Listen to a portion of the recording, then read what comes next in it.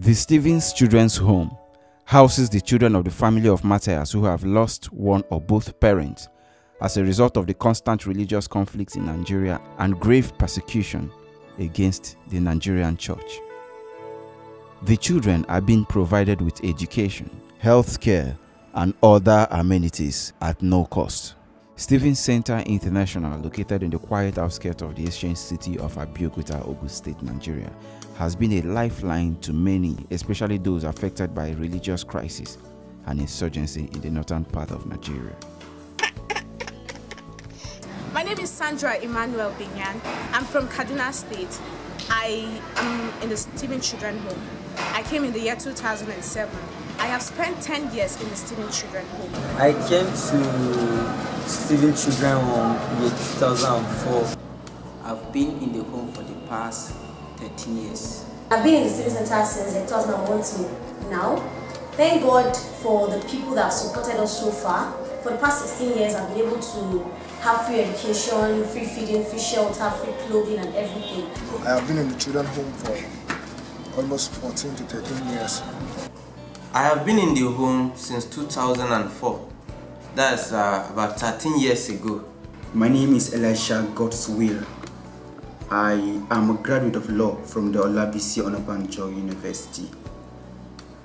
I came to the Stevens Children's Home, then known as the Kaduna Special Children, in the year 2001, having lost my father to a religiously induced violent religious crisis in the northern part of Nigeria, Kaduna State to be specific.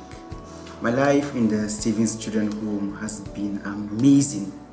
I mean, I was exposed to quality education, good shelter, good accommodation, and I was able to meet new friends that inspired me to strive towards greater heights and to be a better version of myself. When we graduated, so the first 3 sets, we thought of having an alumni body. I mean, a body that will bring together past students of the home. And I was privileged to serve as its first president in a very short term before I handed over to my successor. Stevens Center International is an arm of the Voice of Christian Martyrs, Nigeria. In a chat with Reverend Isaac Newton, he speaks extensively on Stevens Center and the Voice of Christian Martyrs. My name is Isaac Newton Wusu, National Director, Voice of the Christian Martyrs in Nigeria, and also the servant at the Stevens Children's Home, Abeokuta. Well, for over 30 years now, I have been privileged to work hand in hand with all brothers and sisters and the Voice of the Martyrs in 1977, when I got wind of the book Tortured for Christ. And that was the book that really set me on. I have been tremendously blessed with persecution. I will tell you that the story of Stevens Center could never happen without persecution. Around 1980s, when the Christian church in Nigeria started experiencing harsh persecution for the Muslim extremists. I was so gravely persecuted. I was detained in several police stations, in naval police stations, but at the end of the day, all resulted to the glory of God, and it gave birth to Stevens Children's Home, the home that was given back to in 1999. We have done all we can to give hope and good life to the children at the Stevens Children's Home as Nigeria standards concerned. The children increased to 72, from 72, more and more and more, and until last year we had up to 400 of them. We have to battle left and right to make sure that the children are given hope, because they are the hope of our future. They are the ones who will come tomorrow as a leader of our nation. So the best must be given to them. And that is why even some of the children today will not go to anywhere. They always see Stephen children home as a home. Even out of university, they are back. In recent times, false rumors have been spreading around by some fraudulent ex-staffs of VOM who were dismissed due to fraud, insubordination, and other unholy conducts. Zingak came in here and he developed his attitude right from day one. Started writing all kinds of petitions against his colleagues in Jos, destroying images. In a video documentary titled Persecuting the Persecuted, Zingak, Akinpelumi, and Raphael accused Reverend Isaac Newton Wusu of rape, child molestation, and many other accusations. Raphael saw me rape the girl. What a foolish statement. Why did he not report this to any authority? Why did it take him some 4 years or 3 years to have, when he was, he wasn't even sacked by us, but he refused to show up after he has gone to the United States to go and do his destructive business with Jeff, who took him to some of the VOM leaders. What is their motive? They came back to Jos and he was telling everybody, oh, we have finished Isaac. Isaac will soon go. The white people are coming to remove Isaac. It is a pity that people like Danho are not told the truth. This is the truth. Bring all of us together. Let them defend. And there are a lot of witnesses to all these things. Right there in Jos, where they have done their video. The widow that appeared in this video and her husband, mind you, the Stephen Children's Home is made for those who must have lost one or both parents in the crisis in Northern Nigeria. But if you can see very well, her husband is still alive, and you will question, why do we do this? Why do we brought the children? Of course, in Yobe State, where they came from, they were displaced because Boko Haram was slaughtering and killing people. We met them in Deshi Hotel. A lot of those children were brought to Stephen Center. The Daniel Dogo Awai, and his wife, South Dogo, are aggrieved people because their son, they don't have 4 children with us. They have 2 children, Elizabeth and Emmanuel. Elizabeth was beautiful, a very good girl. But the other boy was busy looting, stealing, and by the time we took this boy back, the father confirmed, he said it himself, my son has done you so bad. He has done much worse thing that ever you will ever think about. The son was looting the store where they keep biscuits, sweet, and different kind of things for the children. He was packing them, he was stealing them. I personally have caught him. It's not that anybody told me. I caught him doing that. And we brought him to the appropriate authority that he was supposed to be brought to. And then I'm too surprised today to see the mother coming out to testify on this kind of video. The mother came to Abeokuta begging for her son to still remain here. We are not sexually abused. It's a lie. It's all fake. There's nothing like sexual scandal. Anybody that is going to tell you the truth will be someone like me that has been here for God knows how long, for the past 16 years. If there's anything wrong going on here, I will be able to know. And for God's sake, if there's anybody here that is a victim, we are closer to ourselves than to any other person. We'll tell ourselves the truth. We'll tell ourselves things that are going on. I've been in the home for a very long time, and even while I was away in my uni study to be a lawyer, I have always frequented the the Stevens Children Home where I have younger ones. I am well informed on happenings there. If there is any ill, I am in a position to know, and not some disgruntled elements who claim to be speaking for the children home and are going about saying what is not and propagating blatant lies. If there is anything going on in the Stevens Children Home, as an alumnus and as a former president of the Alumni Association, I and we should be in a position to know more than these elements. I've been in the home since when I was a baby. I've never experienced such sexual abuse. There is nothing like that has been going on in the home. The sexual harassment that it says in the video, it is wrong. It is a big lie.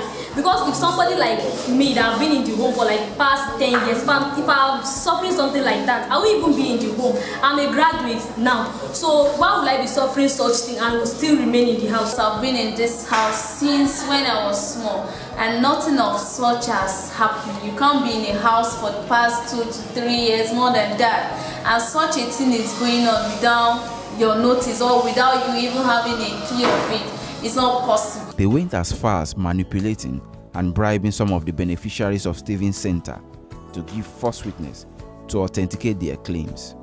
And I can remember vividly, Mr. Raphael called me and was telling me that I should come and testify against Big Uncle about something I've never had.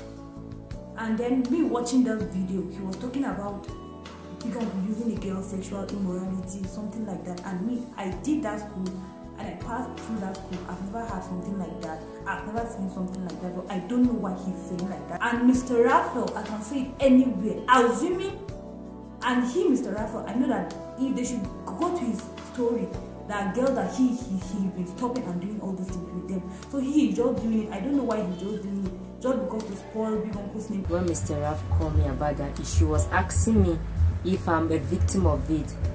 All my stay in Stevens Center for the 12 years, I've never experienced something. I told him I've never, he was trying to convince me about it, but within me, I know nothing like that has ever happened. So there is no how he can convince me. We are all human, so my conscience will judge me if I lie. Towards January, Mr. Raphael and Mr. Zingak, with 2 white men, they came to my place. They even invite me to go to Abuja. They are asking me all manners of questions about Mr. Isaac, what I don't know. And Mr. Raphael is telling me to say what I don't know. Say sometime I even cried to him, saying Mr. Isaac is sleeping with the ladies and what I don't know. And they forced me to say all manners of things about that. Mr. Raphael has been calling me, trying to manipulate me to say many things against Big Uncle, which we all know are lies. Meeting our young people, inciting them with money, corrupting them to talk out, to speak out. Of course, we have evidence with us. I must have to tell you this one, and I want Zingak to come out and deny. There was a time he lured me, he was telling me that we should go and register a prosthetic lab in another name so that we could be doing business and commercialize it. And he told me, sir, you can have 80% and then we will have the 20% distributed among ourselves. But my answer was, I'm not a prosthetic person. That's not my business. And VOM brought this thing to Nigeria. And if they brought this to Nigeria to help the persecuted church, why should we do this? Mr. Raphael also took part in defrauding the organization and tried to convert the facilities belonging to the organization to his personal belongings. Raphael has done this, and he was also using the patients they have worked for in our mission on his own PowerPoint advertising that he is the one doing. They do all these terrible things, and they were even used the prosthetic lab for their own selfish gain. Contrary to the video persecuting the persecuted, Zingak, Akinpelumi, and Raphael have been the one defrauding the organization and acquiring luxury properties with their loot. I stayed with Zingak for almost about 7 months, and I stayed in his house. I worked with him. The reason why I left his house is I look into some of the things that they are doing. There is no any sign of sincerity, and there is no any way that somebody can get connection with God. All what they are doing is they want to make their self-wealthy. They are cheating people, and they want to make money on people. Zingak is, he says he's a director of, medical director in the Voice of the Christian Martyrs. When we treated somebody, when we spend 40,000 on that person, he will put 400,000. When we spend 100,000 on that person, he will write 1 million naira. So he started buying lands here, and Nasarawa, this is one of his land. This is about 80 plot. And he has about 105 plot down there. You will go and see the plot if you have time. He was the only sole account signature to the medical account at that time. I can remember one time the sum of $10,000 was wired. He would stay in the bank till 6 o'clock same day and pick up the funds and later turn around to protest that he did not find the money. He didn't get it. He did not receive the money until an auditor came from the United States. And it was then we were able to bring the statement of account and to show his name. The very day the funds came in, how he would do it. It was a sorry situation. They also accused Reverend Isaac of what they call sharp business, fraud, misappropriation of funds donated by the Voice of Christian Martyrs USA. Funds were sent to us. The funds were exchanged, not by me. They are talking about sharp business. I think they are the ones doing sharp business. They just want to continue to steal and steal. And we don't know what they want to do with this money. What does Zingak Deshi want to do with 150 plot of land he bought on Nasarawa, Abuja? What does he want to do with all these mansions, all these landed properties everywhere? Where does he get the money from? My name is Alex Ntino. I've been privileged to work with Voice of the Christian Martyrs for about 12 years now. And my job description has evolved over the last 12 years. I started in the IT, which I still do. And over a period of time after coming into work in Lagos, I worked with the accounts department. And that's where I began to handle a lot of the exchange rates. So most of the exchange rates in the organization and the changing of money, I do most of them. We have a number of accounts which have been opened up. We have the dollar account and we have the naira account, all for Voice of the Martyrs. And then for the basic response and all other projects, each of them have their own account. There's really no sharp business about what we do. Now, a lot of people are involved in what happened with respect to the exchange, because Isaac is not the only signatory to this account.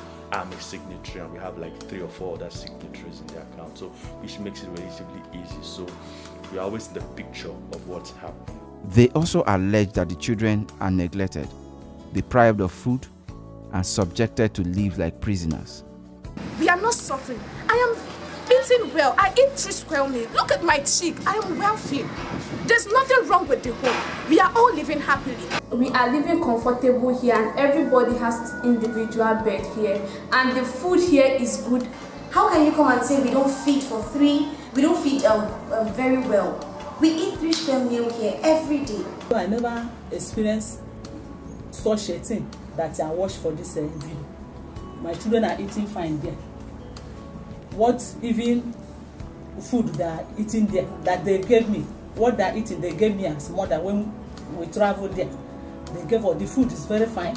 I cannot even get such food for my children because they are eating one egg every day. I cannot provide see money to buy one egg every day for children.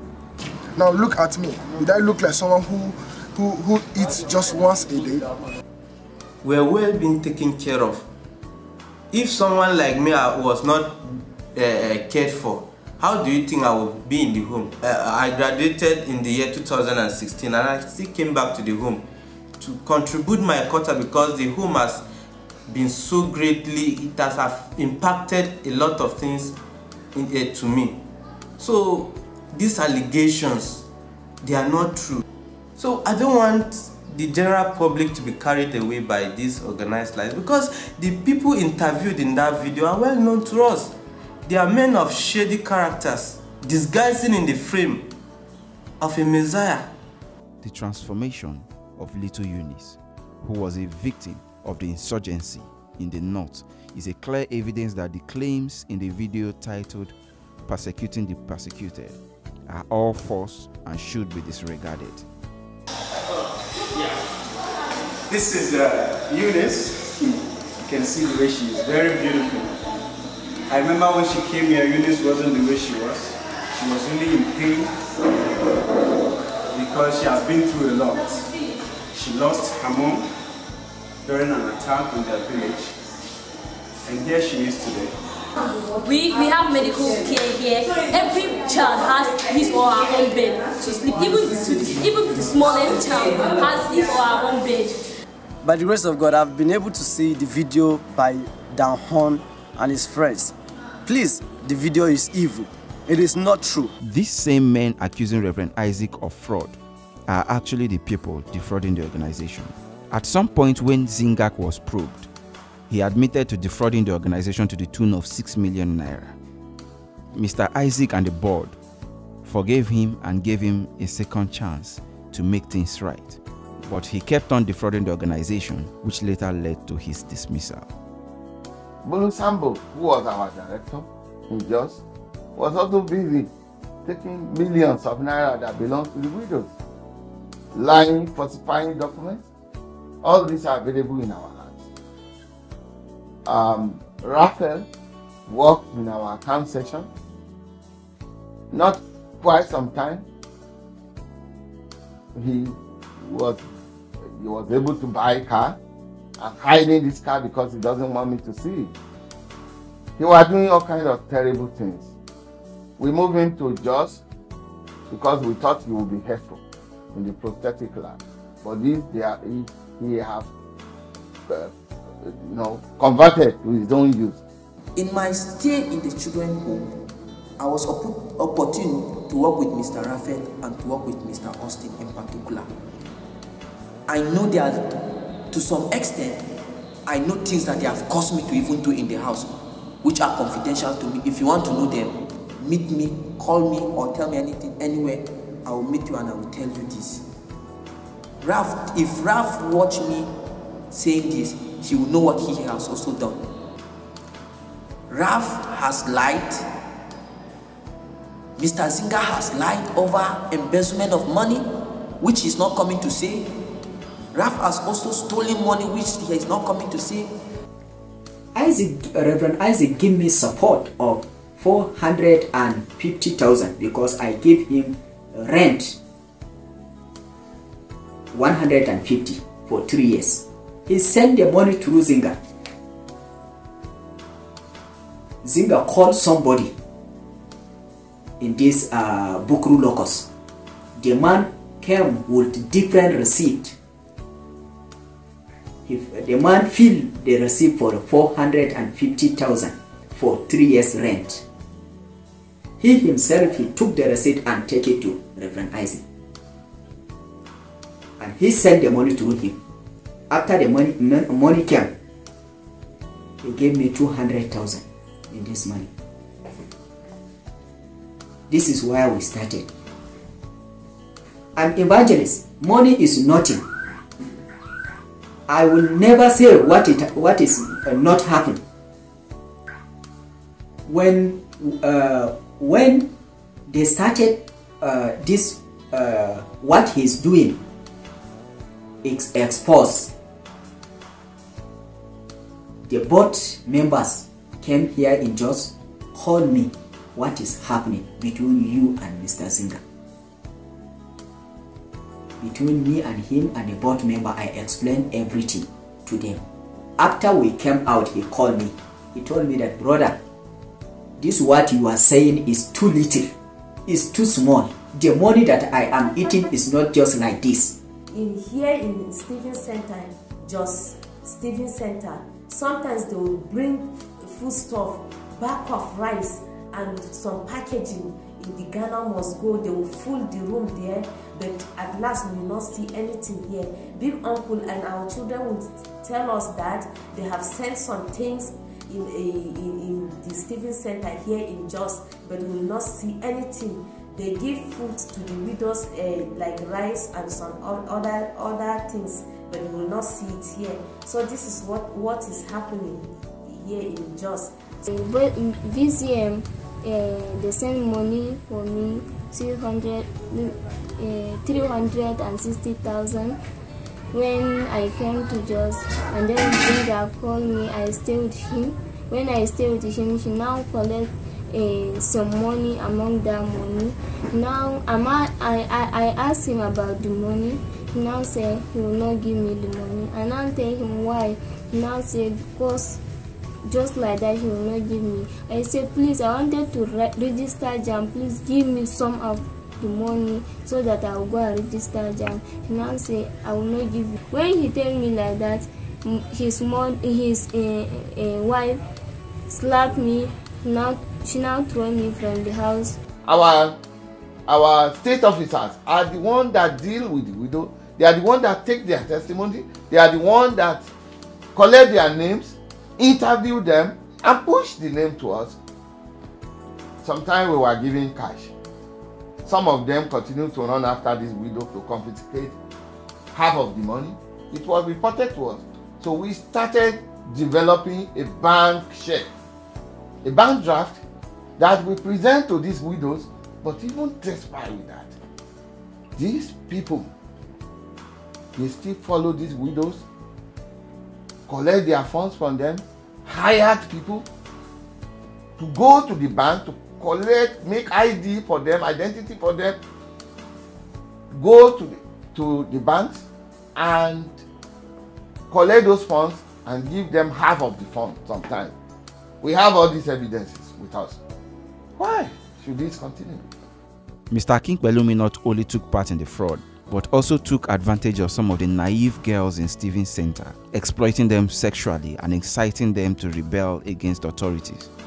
Based on the allegations against Mr. Isaac by Mr. Austin Akinpelumi in the video titled Persecuting the Persecuted, we interviewed Mrs. Akinpelumi to ascertain if her husband's claim in the video is true. I've seen the video and I'm highly disappointed.